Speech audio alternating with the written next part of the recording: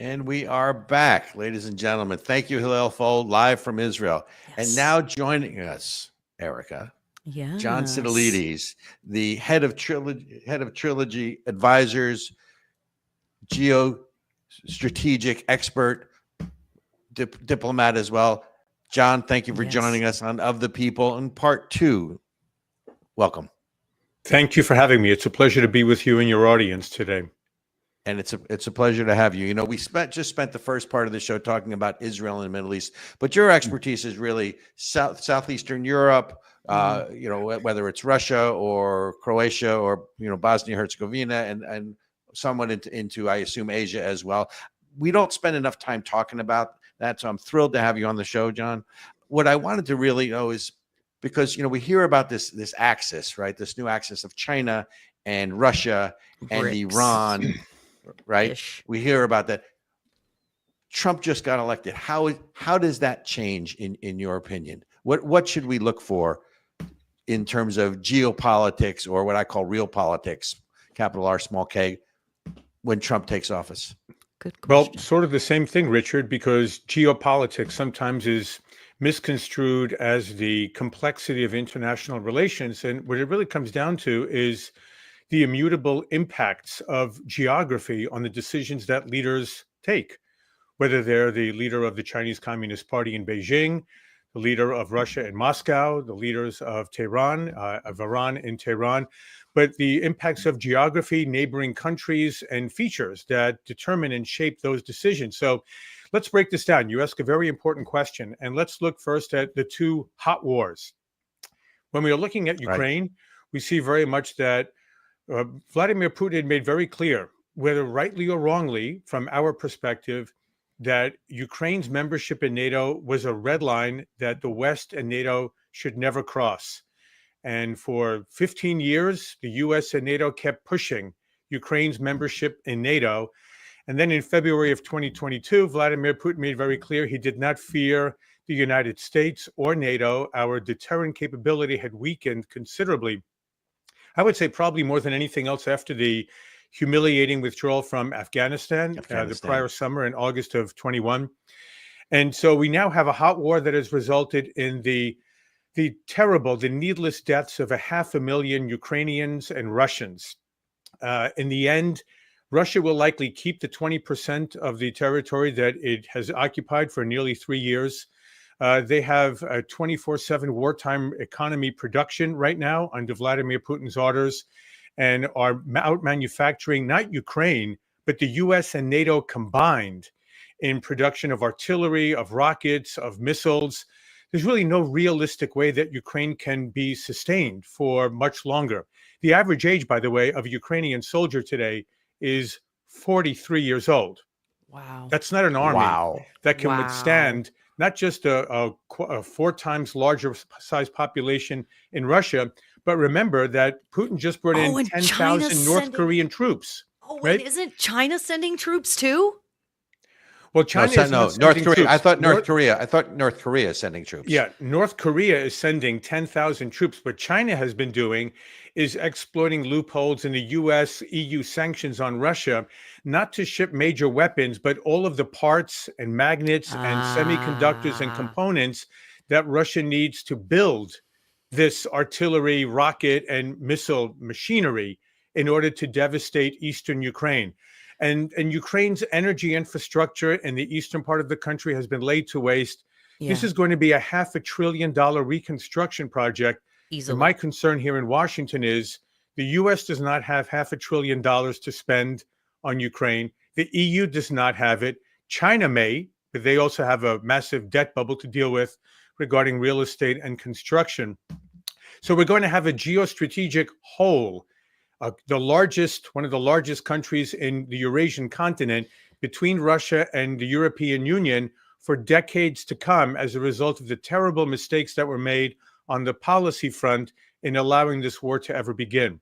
So I applaud. I'm sorry, go ahead, Ericka. Well, I'm curious because, I've been hearing reports for the last couple of years about Ukrainian people coming across the southern border. So basically people young men fleeing being conscripted into Conscripted. the army, and I'm like, so we were so worried about Ukraine getting into Russian hands that I guess we were cool with like destroying it and killing 500,000 of their people. Like, Well, it how seems is that that the a better thinking, idea? yeah, it seems that the thinking in the administration, the Biden administration early on, Mm, was to exploit the divisions between Russia and Ukraine to arm Ukraine to weaken the Russian military. And I think we completely underestimated both Russia's military strength and also its financial durability and the resilience. In resolve. some ways, right now, the Russian economy is actually overheating because of the wartime production scale that Putin has ordered. And keep in mind one more thing for the two of you and for your audience. One of the things that we have omitted in understanding Russia, it's very much a commodity superpower. It not Mm, only ships oil and gas and coal to Europe and to other markets, it also ships timber, diamonds, natural resources, critical metals, rare earth elements, fertilizers, and foodstuffs to help wow. feed billions of people in the global south, which is why most countries in Asia, Africa, the Middle East, and Latin America have checked out of the US led sanctions regime on Russia. So they've been relatively ineffective sanctions. Ukraine does not have the wherewithal to continue to defend itself. Yeah, And the US has already obligated $175 billion for Ukraine's assistance over the last 3 years. And I think most taxpayers are asking, how much more support can we provide for Ukraine when we have so many problems here inside the United States? that's right. That's right. So let me ask you a question this way, John, because that is there's so much that you touched on that we can sort of go off on tangents in terms of conversation, and we don't have. I wish we had more time, and we'll go through these. But here's my question: two things. Number one is Eric and I talk about this a lot, and we have said from the very beginning whether or not we should have gone into Ukraine to begin with. That's right. It is not a war that Ukraine can win. Period. End of discussion. Mm-hmm. Right? It's not a question of if they lose. It's a question of when. It's a question of when and what the peace terms will be or the settlement terms of the war will be. So I'd like you to talk about that as well. But the other thing is a much higher level conversation about just how we've treated Russia, because I've argued for a long time with this whole Russia hoax with Trump in 2016 and everything else, and forget about the divisions internally. But I would argue that it was our treatment of Russia that drove Russia into, let's call it China's camp. That Russia, and my guess is that over time, Russia will actually maybe come out of that orbit a little bit, and that might actually help us get a little closer to Russia, because yes, he's a strong man. Yes, he's a dictator. But didn't we in some way drive Russia into China's camp and help create this new axis by, I would call it, effectless foreign policy?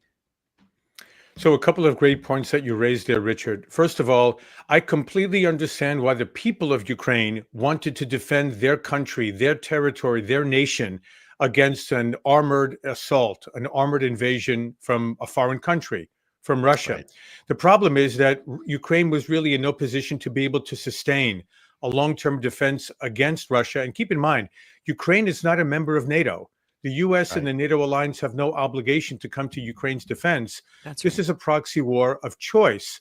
And if we look back at the history, this is all very recent, of course. There was actually a peace deal that was struck a month after the invasion in Istanbul in March of 2022.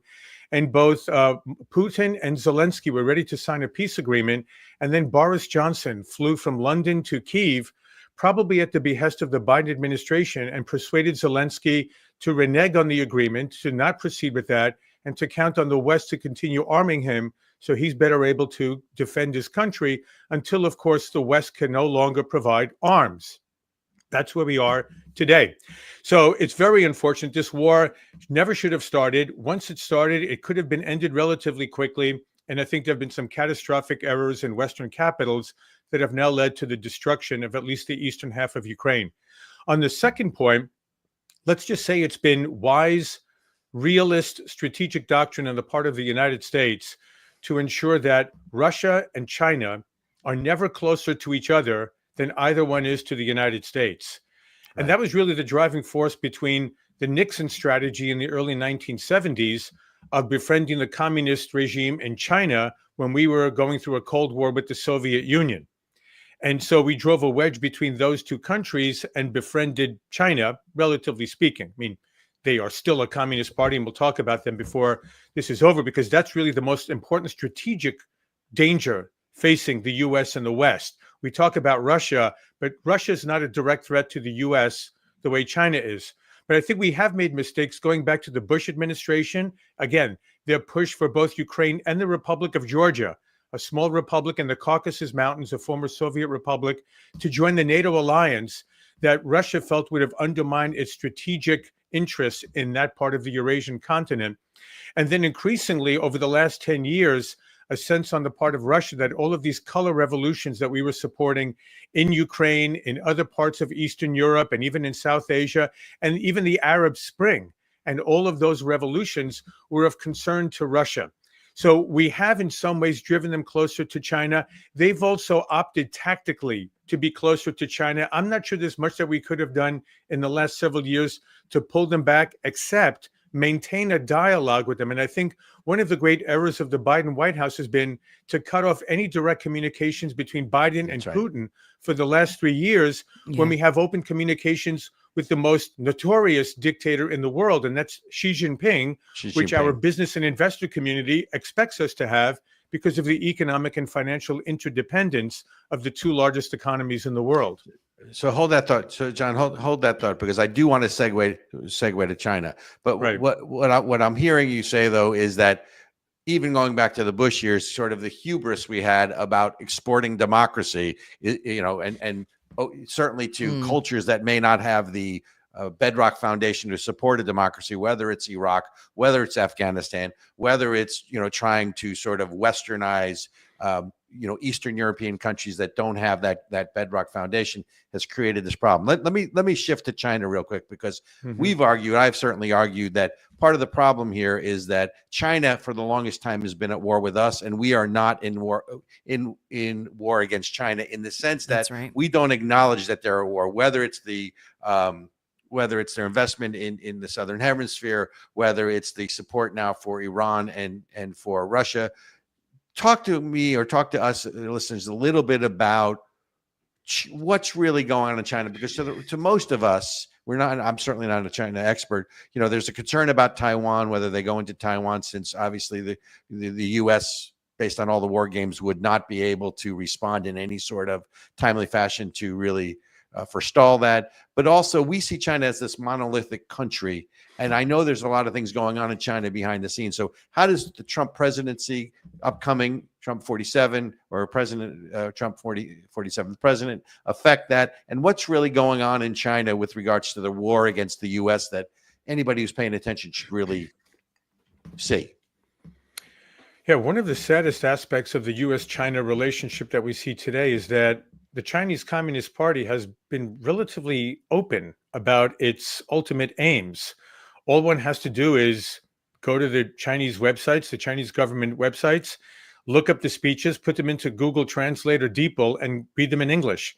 They've been quite open. They intend to have a world-class military that can project power on a global scale, basically become a peer and a challenger of the United States by 2049, which is the centennial of the Chinese Communist Party coming to power in Beijing in 1949. They have two technology programs underway right now in order to compete with the US-led Western technological dominance of the last 50, 60 years, so that one initiative called Made in China 2025 will have hundreds of billions of, renminbi, but dollars equivalent, invested in the major new technologies that will dominate the 21st century global economy. Artificial intelligence, robotics, quantum computing, electric vehicles, renewable energy. And you see in electric vehicles and solar panels and wind farms, they already have a commanding lead over their Western competitors because of government subsidies, because of intellectual property theft, because of forced technology transfers, all of these things in violation of their membership in the World Trade Organization. And so they're competing with us on the technological front, they're competing with us on the military front. And especially with Taiwan, Richard, the point that you raise, Xi Jinping has given the People's Liberation Army orders to have a Chinese military that is ready. Not that they're going to do so necessarily, but to be ready to invade Taiwan by 2027. Well, the problem that we have in the United States is sort of, well, several-fold. One is our own domestic defense industrial base has been utterly hollowed out. And I think you and your audience would be shocked to learn that there are dozens of American companies, defense contractors, that are approved suppliers by the Defense Logistics Agency that rely on Chinese subcontractors for, again, as we discussed before, in supplying Russia with the wherewithal to be able to build up its military against Ukraine. The Chinese subcontractors provide semiconductors, magnets, components, ball bearings, parts, everything that we need to be able to build our large systems.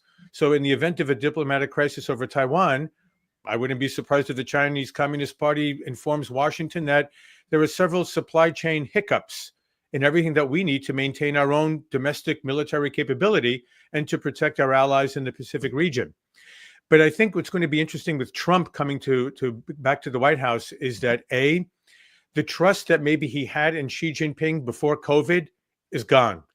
And I think the way that Xi Jinping betrayed not only Trump's trust, but that of leaders around the world, knowingly infecting the entire world by allowing for international flights from Wuhan around the world as late as January and February of 2020, when the Chinese authorities knew that a pandemic had been unleashed within their own country. To ensure that China alone doesn't suffer the consequences of COVID means that personal relationship is tattered.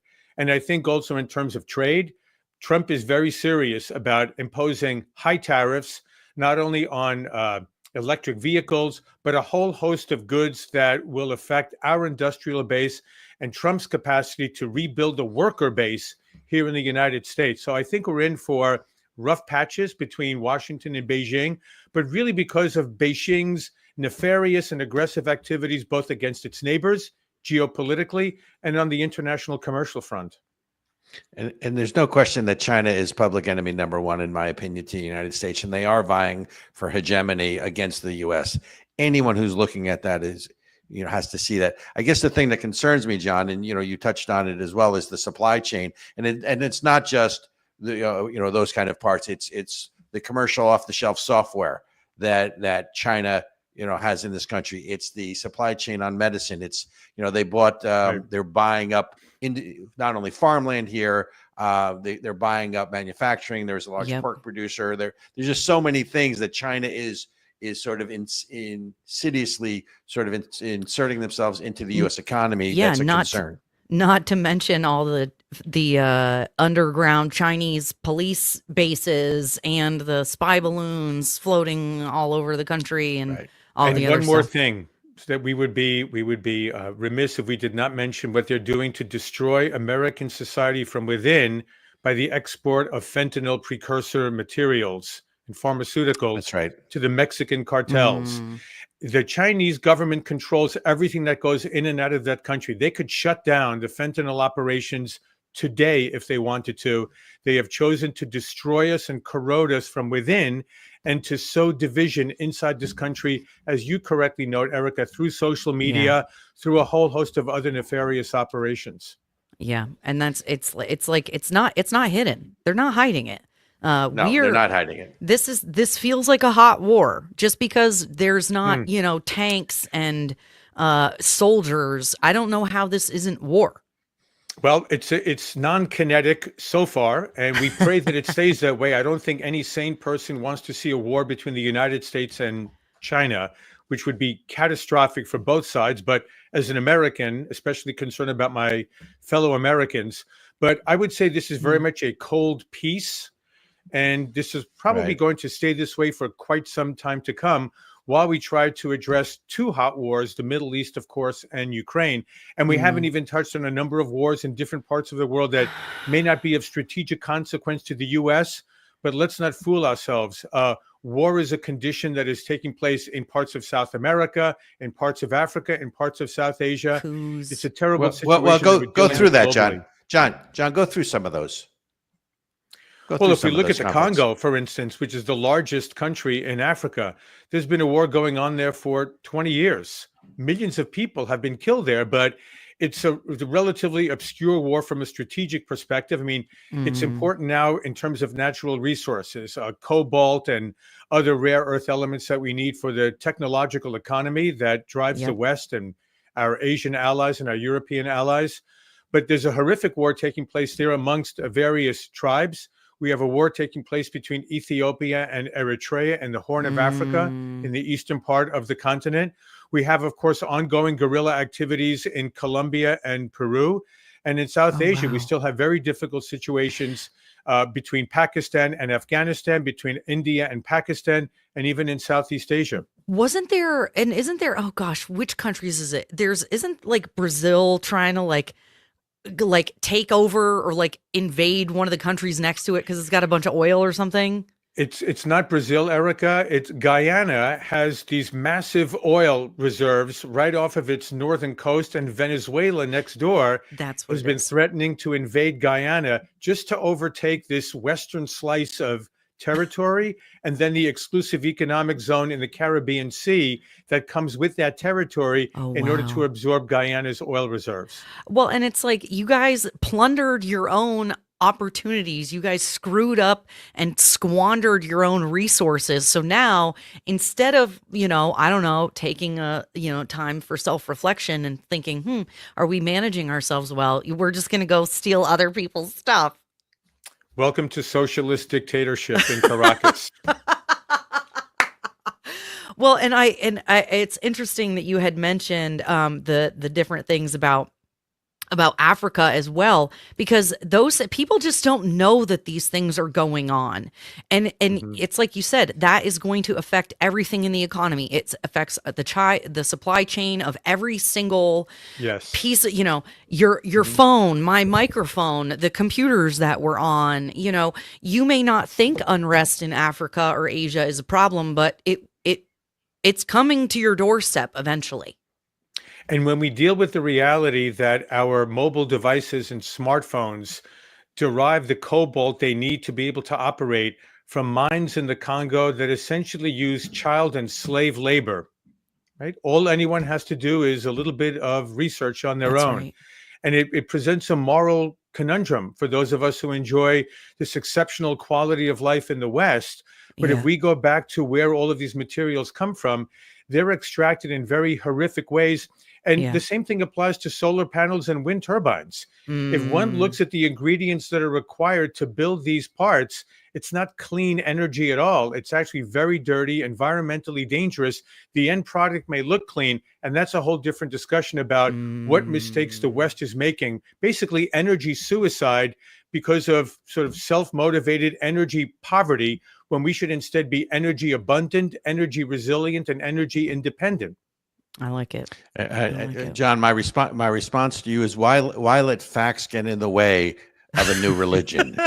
But that's exactly it. When you're dealing with the religious concept of eco-radicalism, the problem is, though, that look at what's happening in Germany, the economic powerhouse of the European Union, and it has actually entered a period of deindustrialization. Because of these insane, ludicrous, delusional, utopian energy policies. They shut down 6 nuclear plants. They think that a country that gets very little sunshine and has intermittent wind can rely on renewables. And they actually have had to, they've torn down a German village to excavate beneath it and extract lignite, which is the most polluting form of coal, because they don't have the baseload they need to keep their economy humming 24/7. That is disastrous government policies in Berlin. And I would add to that they were at the forefront of multiculturalism in Europe and the European Union, which has radically changed the fabric of the populace there, right? And again, it's the same one man's freedom fighter is another, one man's terrorist is another man's freedom fighter. It's just the whole concept of the nation state has gone away, and we're supposed to be one world, one nation, and therefore, everybody is the concept of good and evil doesn't exist anymore. And that's and I think that's evident in what you're seeing in the European Union. John, I want to close with you on this question, which is, and I touched on it before, China appears to be this monolithic country, but they have their own internal problems going on now, don't they? Big Because time. because Xi Jinping has some internal issues that he's going to have to deal with that hopefully someone like a President Trump, as opposed to a President Biden, will be able to help use as negotiating tools. What are some of the issues that China is dealing with internally? Right. Very important question that you ask. First of all, economically, right now they are in a period of excess industrial capacity and labor capacity, which is why they're exporting products all around the world instead of investing in their own economy and propping up consumer spending for domestic purposes. But by doing so, they're dropping prices around the world and threatening the major industries in East Asia, in Europe, and here in the United States. So they have to figure out a way to balance the economy. The problem is it's still a communist government. And when they issue commands, such as artificially propping up the real estate sector for the last 15, 20 years, now that sector is very wobbly. And we in the West have been waiting for the real estate market to collapse in China for years. There's been all of this infusion of government funding and government regulation to prop it up. But one wonders, how long will it last before market forces dominate? But then you also have skyrocketing youth unemployment, anywhere from 20 to 25%. And of course, it's very difficult to believe communist data about any of their economic activities because, again, they're propagandists first and free market capitalists, well, last on the free market side. We also have this phenomenon now of many young Chinese using technology to be able to access vistas from around the world and seeing how young people elsewhere are able to proceed with their own career decisions and the like. And they have this sort of protest movement of laying on the ground, refusing to participate in the kind of 6 hours a day, 6 days a week, 15-hour a day work weeks, as opposed to what we're seeing in the West. So we have that kind of rebellion taking place. We also have very much of a demographic decline in absolute terms because of the disastrous one-child policy that was enacted several decades ago. And where families are having one child, they tend to be having more men than women, boys than girls. And so over time, you will have insufficient number of Chinese women for Chinese men to marry, and they will have to actually begin importing women from neighboring countries so you don't have social unrest in the country from a cohort of millions or tens of millions of unmarried men who cannot identify wives. So you have a number of these issues here. But again, back on the economic front before we close, because China is so dependent on the U.S. market for its exports, Trump really has tremendous leverage going into any trade negotiations because of the threat of tariffs. If the U.S. market is closed off to China, they're going to go into a very, very deep recession, and that's a must avoid for Xi Jinping. And I think Trump understands this, and it's going to be his strongest card when they begin negotiations with Beijing. And one other thought. The Economist always said during the election that Trump's tariff will raise the cost to Americans because of all the imported goods. I would argue that most of Americans would say, if I'm buying U.S. made products, I'm willing to pay more. I'm just not willing to pay more to import something from China or some country that's trying to kill us. So because I'm one of those people, Ericka, I know you are, I'll pay more if it's made in the USA. I don't need as much stuff. The Realistically. greatest living economist in the United States today, and he's in his 90s, so we pray he lives for many, many more years and decades. Thomas Sowell teaches us there are no perfect solutions to any problem, only trade-offs. That's right. And yes, that may be the trade-off, at least temporarily, that we pay somewhat higher prices for mobile devices or TVs or other electronic goods that are fun and amusing. But if we're helping to rebuild the American industrial base and let workers work close to home and not have to learn to code, as many people told them to do, or to leave their homes and their communities for faraway places. But what we need is national leadership to explain to the American people why simply having cheap goods does not make for a good life. And there are different things, different characteristics of a good life. And that may mean also that we provide for middle-class stability in America again, rather than the hollowing out of communities, especially across the Rust Belt that has suffered so tremendously from the outsourcing of industry to China and other countries over the last 20 years. Yeah. John, I think that is an excellent place for us to end the conversation today. We thank you all for watching. If you have been watching for the whole show, we thank you. We hope that you've gotten something out of it. If you feel so inspired, go ahead and subscribe to the channel, like this video, share it with your friends, because we've had some awesome guests. Robert and John, before we go, where can people reach you? Trilogy Advisors, your Twitter handle. TrilogyAdvisors.net, Sitilides.com, and on X Twitter, it's simply my name in lowercase letters. Excellent. All right. I was told before that we got you on the show that you were one of those guys that's the smartest in the room guys. You have clearly lived up to that standard, John. Thank you so much. I doubt that highly, but thank you. I appreciate the good work. Thank you. If you know anything about me, is I don't usually sling a lot of BS. So if I said it, I meant it. Yep. So thank you for coming, and please come again. I think there's so much more we need to talk about. Ladies and gentlemen, be a pleasure.